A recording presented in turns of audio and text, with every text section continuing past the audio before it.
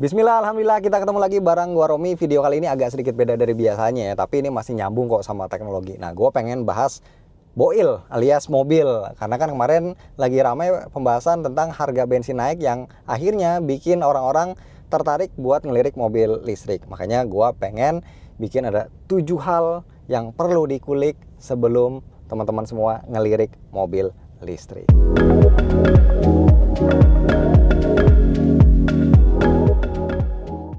Yang pertama, murah fitur. Nah, untuk mobil EV yang harganya 200 jutaan, memang fiturnya itu kan basic. Tapi at least desainnya mostly lebih cakep lah dari LCGC pada umumnya. Nah, untuk yang range harga 300 jutaan ini mutlak ya, kita bisa menang banyak dibanding mobil bensin. Contohnya Jayco J5 atau Ion UT yang sekarang lagi gua pakai.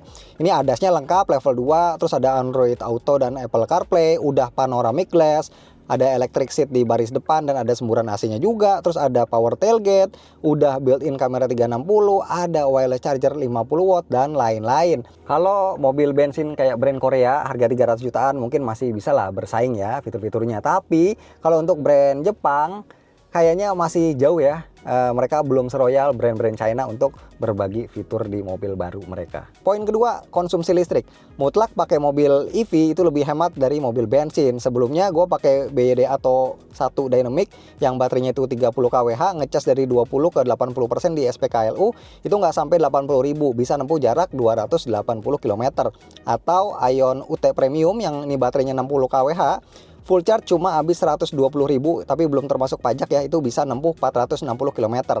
Sedangkan kalau rata-rata mobil bensin yang pernah gua pakai itu isi full tank 40 liter, butuh 400 sampai 500 ribuan lah ya buat nempuh jarak 300-an kilometer. Nah, rata-rata sekali ngisi buat full itu selisihnya sekitar 300.000. Nah, tinggal dihitung aja ya dalam sebulan itu kita berapa kali ngisi full, 1 kali, 2 kali, 3 kali, 4 kali atau lebih. Semakin sering ngisi full tentunya semakin hemat. Dan FYI, durasi ngecas mobil EV di SPKLU itu rata-rata 30-60 menit. Memang nggak instan tapi masih termasuk oke lah. Next, poin ketiga yang sering bikin orang keenakan yaitu torsi instan. Torsi di sini maksudnya adalah tarikan awal ya, bukan top speed ataupun kecepatan maksimal. Nah, kalau mobil bensin yang matic biasanya butuh sepersekian detik jeda dari dia mulai nginjek gas sampai mobilnya melaju. Nah, kalau di EV, mobil EV ini rata-rata jedanya jauh lebih minim. Jadi ketika kita injek gas, mobilnya langsung zzz. Apalagi kalau kita pakai mode sport bisa lebih galak lagi tarikannya. Dan gak cuma itu, feel pas melajunya pun relatif smooth ya, nggak ada getaran, nggak ada suara, tapi tahu-tahu jalan kencang. Cuma memang saking halusnya kadang jadi suka bikin ngerasa pusing lah, mual lah, motion sickness.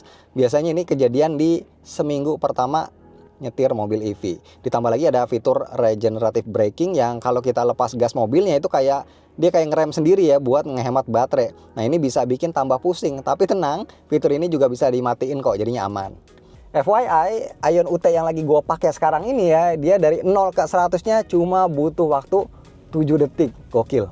Lanjut, poin keempat, cuci mobil. Yes, kita nggak bisa sembarangan nyuci mobil EV. Pertama, kalau cuci kolong usahain jangan nyemprot dengan tekanan terlalu kencang. Jaraknya juga jangan terlalu dekat.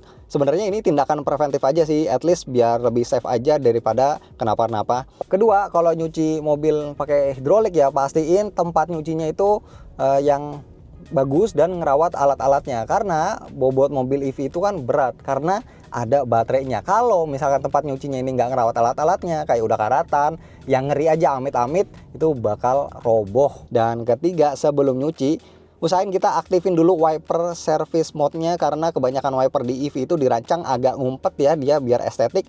Jadi kalau sembarangan main tarik aja takutnya jadi cepat rusak atau malfungsi. Poin kelima, garansi dan aksesori. Banyak yang nggak tahu kalau perlakuan dan syarat garansi mobil EV itu beda dari mobil bensin. Kebanyakan brand mobil listrik ngelarang kita buat ngelakukan modifikasi terutama yang berhubungan sama kelistrikan, kayak pasang spion retract, ganti headlamp atau ganti head unit. Bahkan katanya ganti velg aja itu bisa ngegugurin garansi ya. Intinya mobil EV memang lebih sensitif ya untuk urusan garansi karena ada baterainya. Kalau kita pasang aksesori aftermarket, takutnya akan berpengaruh ke baterai tersebut. Jadi pastiin kalau teman-teman pengen beli mobil EV jangan sering utak-atik atau nambah aksesori. Poin ke-6, AC dan kaca film. Disclaimer dulu, gue belum pernah beli mobil EV di atas 500 juta, tapi dari pengalaman di BYD Atto 1, terus ada Jayco J5, dan sekarang di Ion UT, semua kaca film bawaan yang gue coba itu kurang optimal buat cuaca di Indonesia, nyetir siang bolong berasa kayak di sauna. Hal ini diperparah sama semburan AC mobil EV yang kurang. Kipasnya itu baru berasa minimal kalau kita set level 2, 3 atau bahkan 4.